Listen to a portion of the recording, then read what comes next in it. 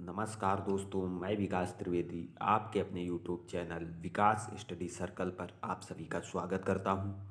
दोस्तों, हिस्ट्री की क्लास में हम लोग मौर्य साम्राज्य पर चर्चा कर रहे थे, जिसमें हम लोगों ने चंद्रगुप्त मौर्य, बिंदुसार, अशोक इन सभी के बारे में विस्तृत तरीके से चर्चा की थी। आज उसी क्रम को आगे बढ़ाते हुए हम लोग मौर्य साम्राज्य से बनने वाले महत्वपूर्ण प्रश्नों पर चर्चा करेंगे। तो दोस्तों, वीडियो के साथ अंत तक बने रहिएगा और वीडियो को ज़्यादा से ज़्यादा लाइक करें, शेयर करें और चैनल को सब्सक्राइब जरूर करें। दोस्तों, शुरू करते हैं आज का अपना टॉपिक मौर्य साम्राज्य। दोस्तों, मौर्य साम्राज्य के अगर टाइम पीरियड की बात की जाए तो मौर्य साम्राज्य का टाइम पीरियड रहा है 322 ईसा पूर्व से 185 ईसा पूर्व।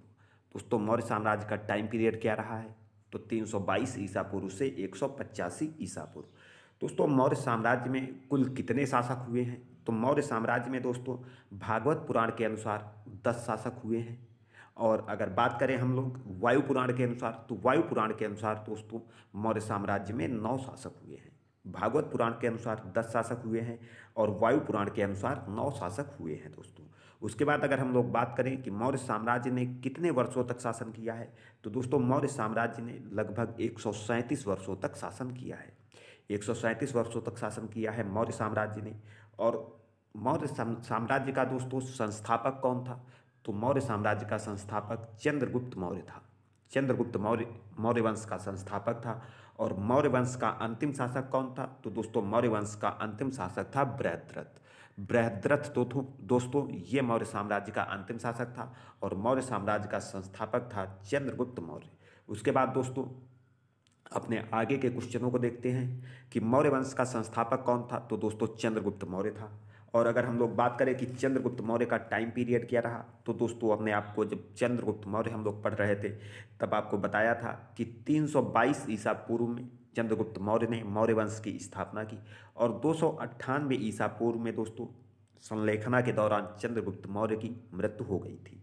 उसके बाद दोस्तों आगे देखते हैं, सुदर्शन झील का निर्माण किसने कराया? दोस्तों, सुदर्शन झील का निर्माण किसने कराया?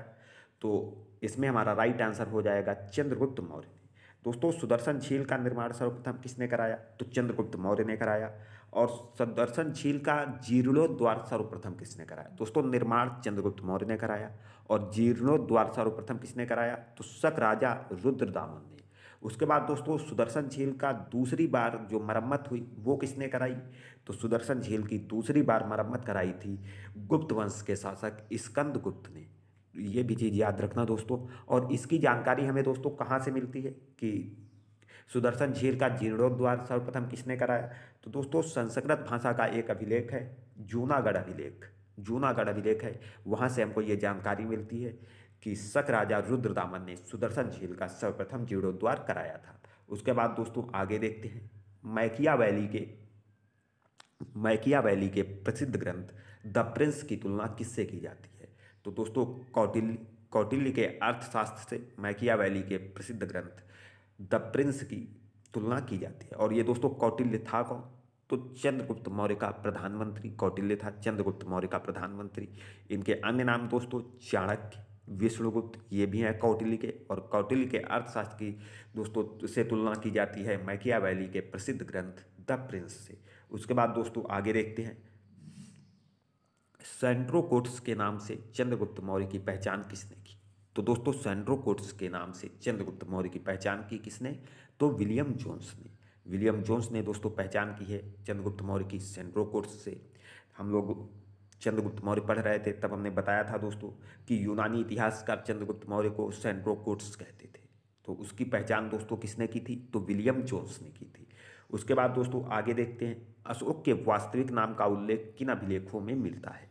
तो दोस्तों अशोक के वास्तविक नाम अशोक किस अभिलेख में मिलता है? तो गुर्जरा, मास्की, नेट्टूर एवं उद्गोलम अभिलेख से अशोक का नाम अशोक मिलता है। उसके बाद दोस्तों कौटिल्य किसका प्रधानमंत्री था?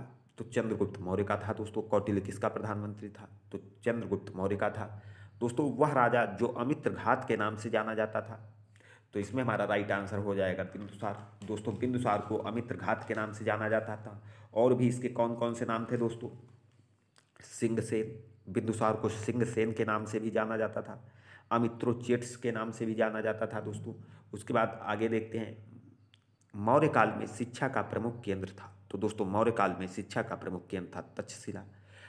मौर्य काल में शिक्षा का प्रमुख केंद्र क्या था? तो तक्षशिला था दोस्तों। उसके बाद आगे देखते हैं, इंडिका पुस्तक के लेखक कौन थे? दोस्तों इंडिका पुस्तक के लेखक कौन थे? तो मेगस्थनीज थे दोस्तों। इंडिका पुस्तक के लेखक मेगस्थनीज थे।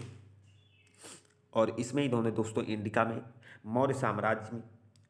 मौर्य साम्राज्य के बारे में लिखा है दोस्तों। और ये मेगस्थनीज कौन था?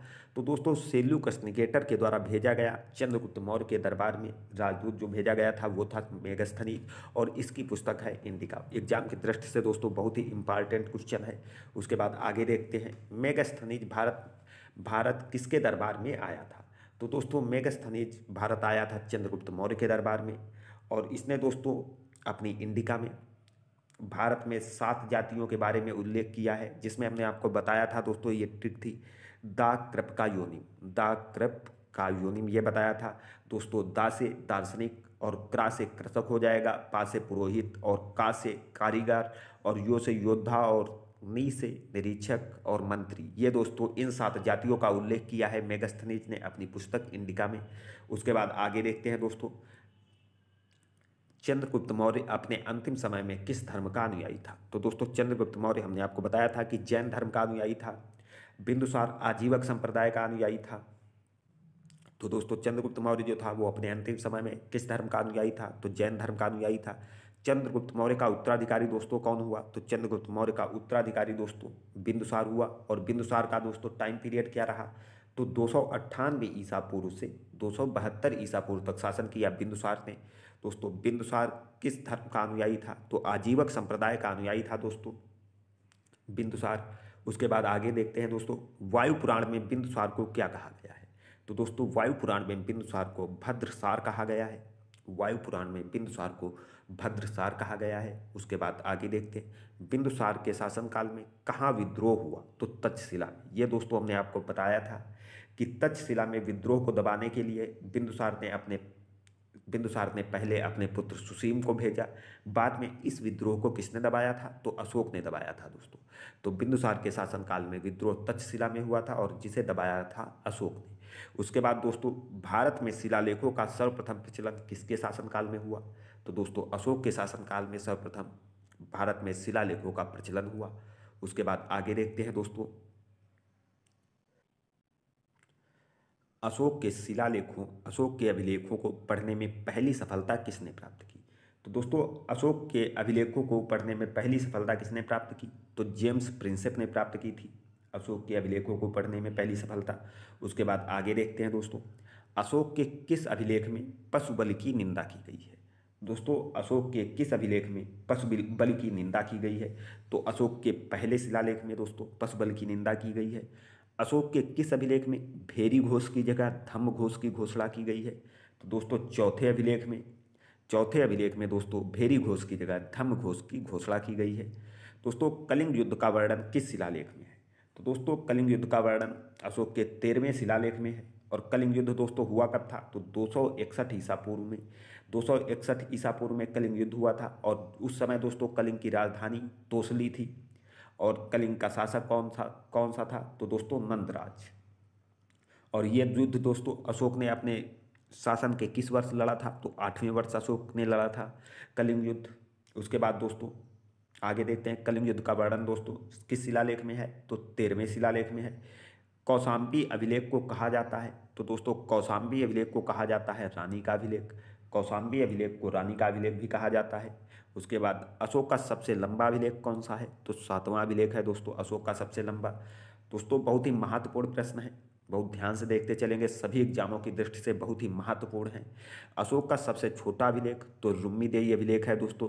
रुम्मीदेई अभिलेख जो है वो सबसे छोटा अभिलेख है। और सबसे लंबा अभिलेख 7वां अभिलेख है। कौशाम्बी अभिलेख को दोस्तों रानी का अभिलेख कहा जाता है। और कलिंग युद्ध का वर्णन जो है वो दोस्तों किस शिलालेख में है?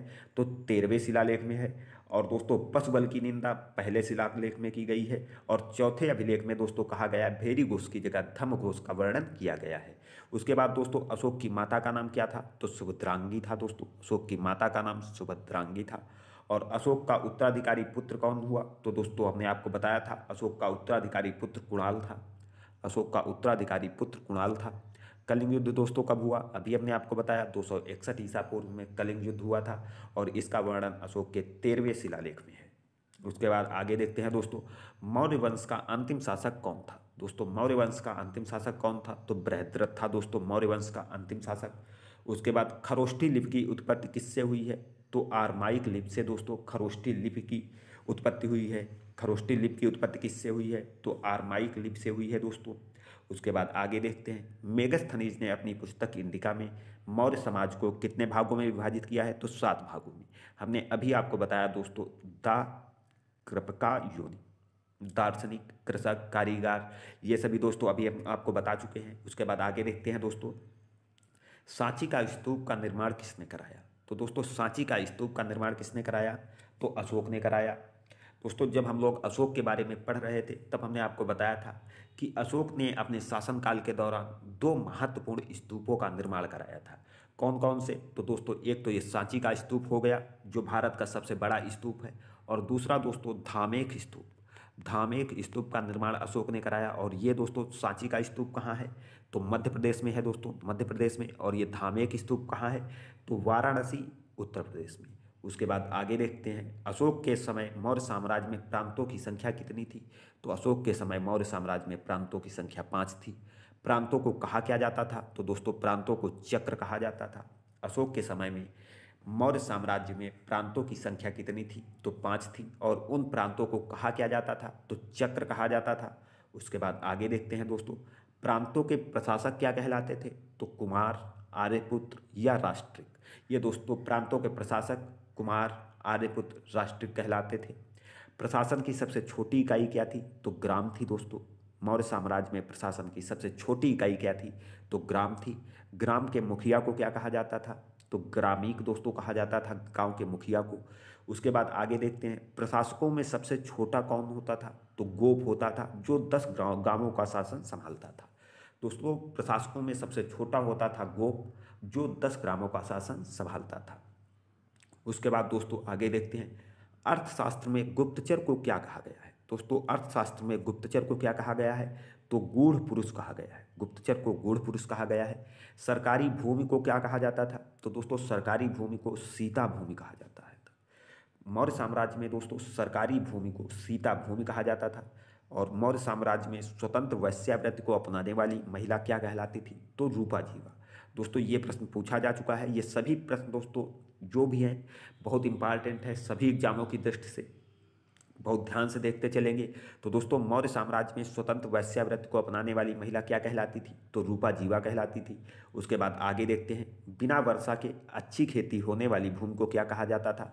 अवेद मात्रक कहा जाता था दोस्तों, बिना वर्षा के अच्छी खेती होने वाली भूमि को। दोस्तों सैन्य विभाग का सबसे बड़ा अधिकारी कौन था? तो सेनापति था। सैन्य विभाग का सबसे बड़ा अधिकारी मौर्य काल में कौन था?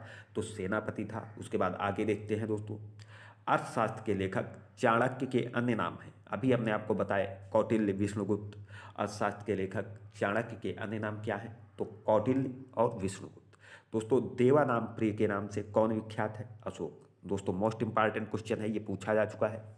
देवानाम प्रिय के नाम से कौन विख्यात है? तो अशोक है दोस्तों। उसके बाद आगे देखते हैं, चंद्रगुप्त मौर्य का प्रसिद्ध गुरु चाणक्य किस विद्या केंद्र से संबंधित था? तो तक्षशिला से संबंधित था। चंद्रगुप्त मौर्य का प्रसिद्ध गुरु चाणक्य किस विद्या केंद्र से संबंधित था? तो तक्षशिला से संबंधित था। उसके बाद आगे देखते हैं, मौर्य वंश के तत्काल बाद किस वंश ने मगध पर शासन किया? तो दोस्तों मौर्य वंश के तत्काल बाद शुंग वंश ने शासन किया था।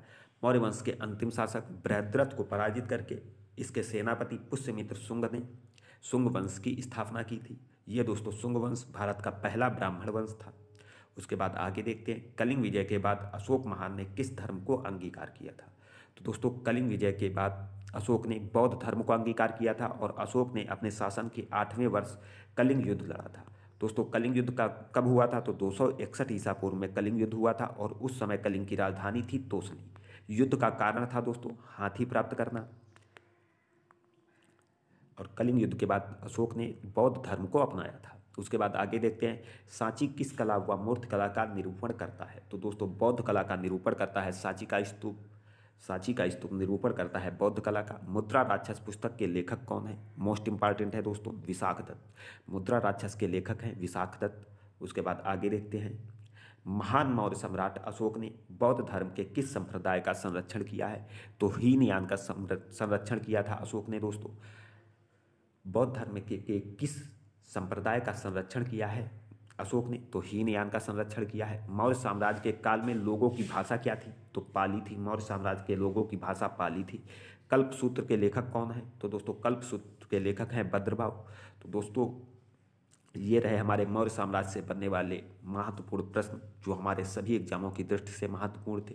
दोस्तों उम्मीद करता हूँ आपको ये वीडियो अच्छा लगा होगा। अगर दोस्तों वीडियो अच्छा लगा है तो वीडियो को ज़्यादा से ज़्यादा लाइक करें, शेयर करें और चैनल को सब्सक्राइब जरूर करें। दोस्तों मिलते हैं अगली क्लास में, तब तक के लिए धन्यवाद। जय हिंद।